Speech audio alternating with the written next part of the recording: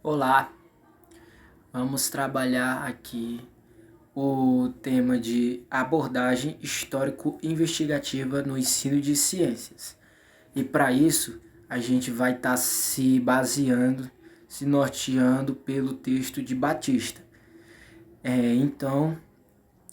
A autora traz um filósofo e pedagogo americano, John Dewey, com um pensamento histórico sobre a sua linha de pensamento investigativa em relação ao ensino de ciências, que, segundo ele, ele elaborou a sua tese de abordagem histórico-investigativa, definido como a abordagem de ensino com atividades relacionadas ao mundo real, centrado no aluno, aliando os conceitos das ciências com o domínio das atividades humanas. Sua proposta investigativa visava que o aluno deixasse de aprender apenas conceitos técnicos sem entender como esses foram construídos e justificados, e estimular os alunos a construírem relações entre conceitos, objetos e atos humanos. Então vejamos, abordagem histórica. A gente vai estar trabalhando aqui inicialmente o que é isso, onde surgiu. Surgiu nos Estados Unidos com o autor citado, no século XX, nos anos 60 em média. E esse texto da autora Batista, ele traz como aprimoramento do ensino de ciências, ajudar os alunos a serem criativos, solucionadores de problema. Então, esse foi um pensamento de modo a ser realizado como intervenção para o meio científico da época nos Estados Unidos. Dessa maneira, foi trazido isso para o brasileiro, para o Brasil. Não é? E em 1950, o Instituto Brasileiro de Educação, Ciência e Cultura desenvolve um projeto titulado Iniciação Científica, que é produção de kits para o ensino de Química, Física e Biologia, centrado nesse viés de abordagem histórico-investigativa, que, como dito anteriormente, é como se fosse um ensino em que o aluno seja ativo e não apenas passivo, sem um contexto com a sua realidade. De 1950 a 1980, nessa época, a premissa pedagógica dos materiais apoiava-se no conceito de ciências como processo de investigação e não só como corpo de conhecimentos devidamente organizado.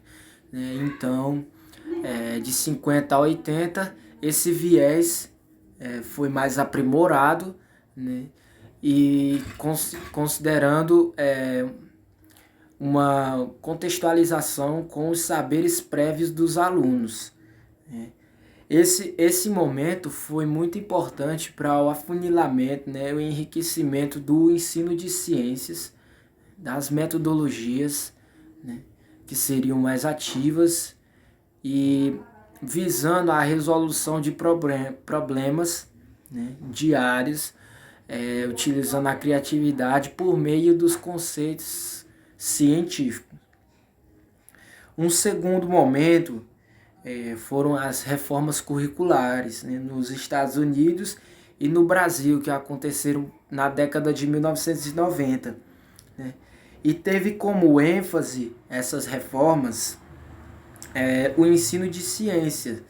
Nessa época, eles fizeram uma intervenção com base na alfabetização científica, também para trabalhar dentro da abordagem histórico-investigativa. Mas o que seria essa alfabetização científica? Seria alfabetização em relação a explicar as terminologias e conceitos da ciência a fim de contribuir no processo formativo daquelas pessoas no meio científico. Como dito anteriormente, o segundo momento, né, de movimento de reformas curriculares,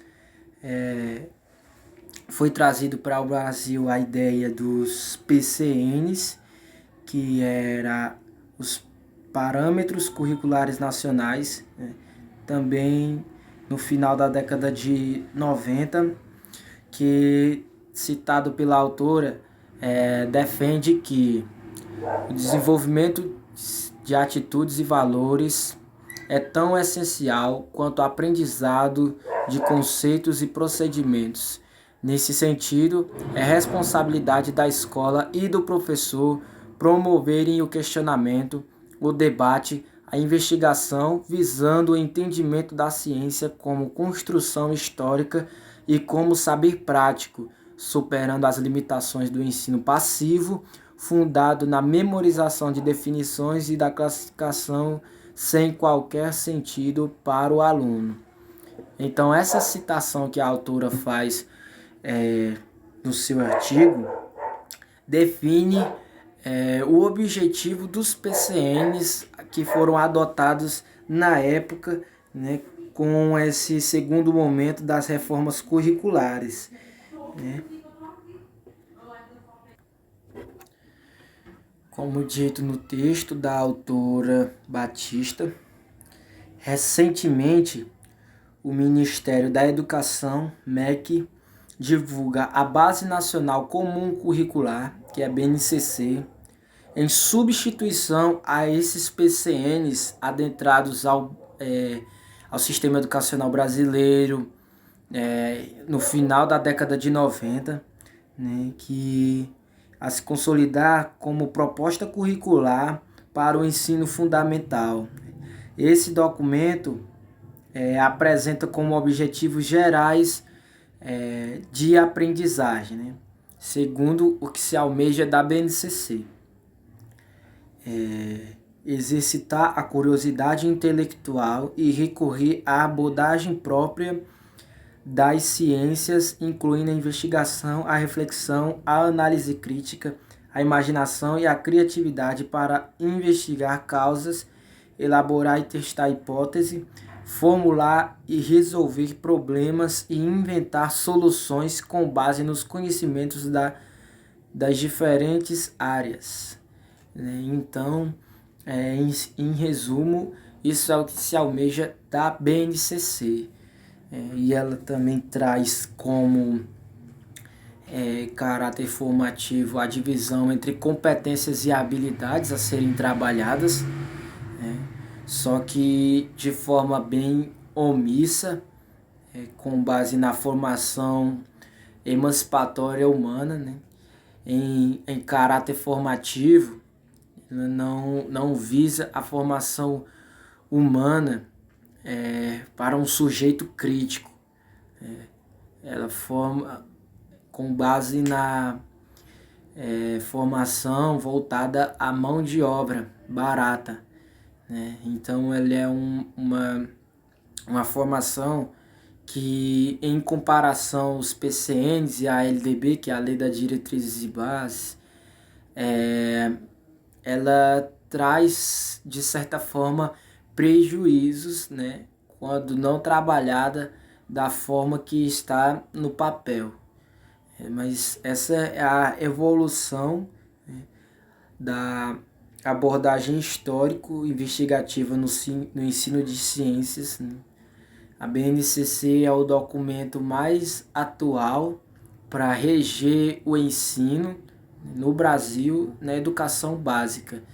E é dessa forma que se encontra a BNCC, o atual documento que norteia as secretarias de educação municipais e estaduais para direcionar a prática pedagógica nas instituições de formação humana, de educação, a fim de desenvolver um melhor trabalho. Então, nesse vídeo, eu quis explicar basicamente a trajetória da abordagem histórico-investigativa que se origina nos Estados Unidos, por meados do século XX, chega ao Brasil a ideia e com base nos documentos ela vai evoluindo a ideia até chegar à BNCC, que é o documento mais atual que se tem hoje. Obrigado.